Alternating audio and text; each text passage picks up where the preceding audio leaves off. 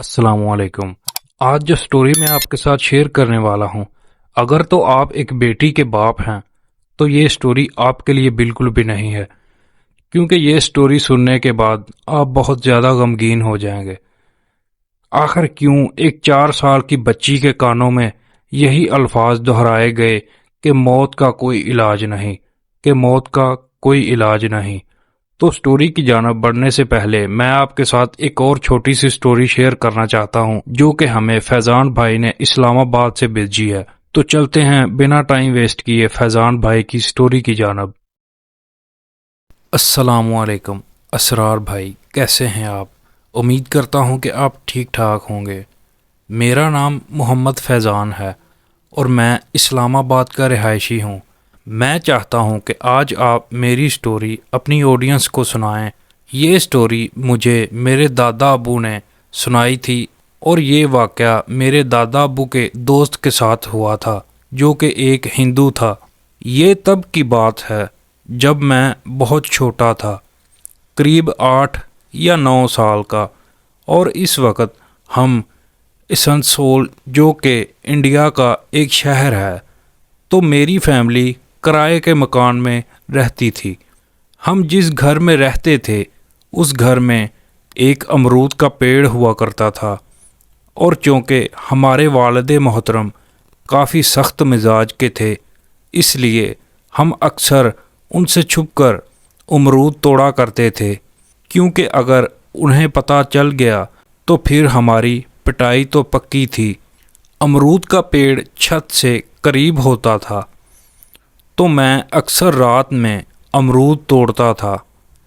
एक बार की बात है, लाइट चली गई तो मैंने सोचा कि अच्छा मौका है, अमरूद पर हाथ साफ किया जाए। मगर मैं जैसे ही पेड़ के करीब पहुंचा तो मुझे कोई सफ़ेद लिबास ओढ़े अमरूद की डाली को ज़ोर ज़ोर से हिलाता नज़र आया, जैसे नीचे कोई अमरूद गिरने का मुंतज़र हो। अमूमन मैं डरने वालों में से नहीं हूँ, इसलिए मैं चुपचाप नीचे चला आया। नीचे आने के बाद रात भर मुझे बुखार हो गया और हर रोज़ ख्वाब में एक आदमी मुझे अमरूद की टोकरी दे रहा होता। मैंने किसी से ज़िक्र नहीं किया। बुखार कभी रहता कभी चला जाता। मैं आपको एक राज बता रहा हूँ। मेरे वालिद मोहतरम एक आमल हैं। हमारे घर में बेशुमार किताबें हैं इन चीज़ों को लेकर। खैर, मैंने ख्वाब का ज़िक्र अपनी वालदा मोहतरमा से किया। पहले तो मेरी वालदा ने मेरे ख्वाब को इतनी संजीदगी से नहीं लिया, मगर मेरी हालत देखने के बाद अब्बू को सारी बातें बताईं। अब्बू ने कुछ पढ़कर दम किया और फिर जुमेरात को एक नेवी ब्लू रंग का धागा मंगवाया और मेरे सर से लेकर पैर तक नाप लिया और पता नहीं कितनी बार इसका तय बनाया। फिर उस पर कोई दुआ पड़ी और फिर मुझे हाथ में इस धागे को रखने का हुक्म दिया, वो भी हाथ बंद करके। फिर मेरा दोबारा नाप लिया तो धागा छोटा हो गया था। अब्बू ने गुस्से में पूछा तो मैंने डर कर अमरूद वाली बात बता दी। अब्बू ने बिना कुछ बोले 1 हफ्ते के बाद घर खाली कर दिया और हम लोग नए घर में आ गए, और उसके बाद जितने भी घर किराए पर लिए, इसमें कभी भी पेड़ देखना नसीब नहीं हुआ। तो हजरात बताएं, अब्बू ने ऐसा क्यों किया होगा? और घर खाली होने के बाद मुझे फिर कभी वैसा ख्वाब नहीं आया। तो दोस्तों, ये था फैज़ान भाई के दादा अब्बू के दोस्त के साथ होने वाला वाक़या। अब चलते हैं हम असल स्टोरी की जानब। मैं आपको बताता चलूं कि ये एक सच्चा वाक़या है। बहुत साल पहले की बात है। एक गांव में एक लड़की थी जिसकी उम्र तकरीबन 4 साल थी।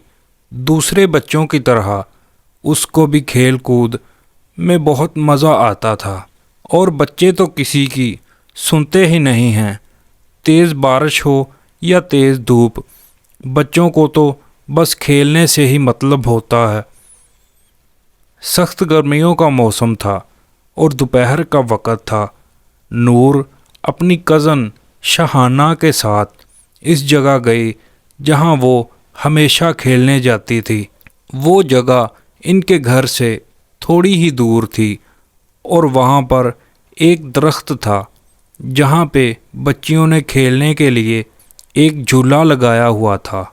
ویسے تو اس درخت کے پاس ہمیشہ ہی لڑکیاں موجود ہوتی تھیں، پر آج جیسے ہی نور اور اس کی کزن وہاں گئے تو وہاں پر کوئی بھی نہیں تھا۔ تو انہوں نے کہا کہ چلو اچھا ہے، آج ہم خود ہی مزہ کریں گے، اور نور جلدی سے جا کر جھولے پر بیٹھ گئی اور اس بات پر شہانہ کو بہت غصہ آیا۔ شہانہ نے نور سے کہا کہ پہلے مجھے بیٹھنے دو، پر نور نے اسے نہیں بیٹھنے دیا اور شہانہ غصے میں چلی گئی۔ نور کو یہ احساس ہی نہیں ہوا کہ نور وہاں پر اب اکیلی رہ گئی تھی۔ اچانک نور کو محسوس ہوا کہ جیسے اسے کوئی جھولا دے رہا ہے، اور آہستہ آہستہ وہ اور تیز ہوا میں جا رہی تھی۔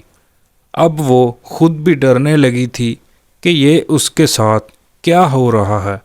نور وہاں پر چلانے لگی، پر وہاں کوئی بھی نہیں تھا جو اس کی مدد کرتا۔ نور کو عجیب عجیب آوازیں سنائی دینے لگیں اور وہ اچانک سے اس جھولے سے گر گئی اور بے ہوش ہو گئی۔ کچھ دیر بعد جب اس کی آنکھ کھلی تو اس نے دیکھا کہ وہ اپنے ہی گھر میں ہے، پر وہ کچھ بولنے یا پھر کچھ کرنے کی حالت میں نہیں تھی۔ وہ سب کو بتانا چاہ رہی تھی کہ اس کے ساتھ کیا ہوا ہے، پر وہ کچھ نہیں بول پا رہی تھی۔ دن بدن اس کی حالت خراب ہوتی جا رہی تھی۔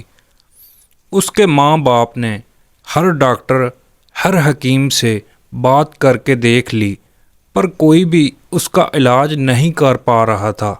اور ایک دن نور کے بابا کسی بزرگ کو لے کر آئے اور اس بزرگ نے ان کو بتایا کہ نور اب زیادہ دن زندہ نہیں رہ سکتی، کیونکہ وہ پوری طرح غیب کے قبضے میں آ گئی ہے۔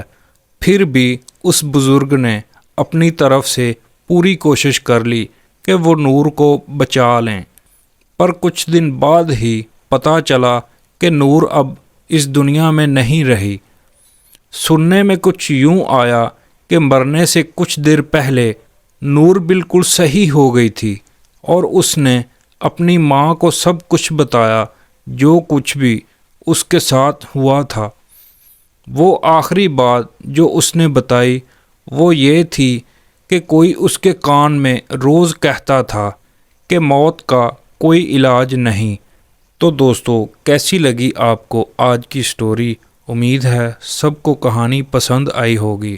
اگر مناسب سمجھیں تو آپ کمنٹ سیکشن میں اپنی رائے کا اظہار کر سکتے ہیں۔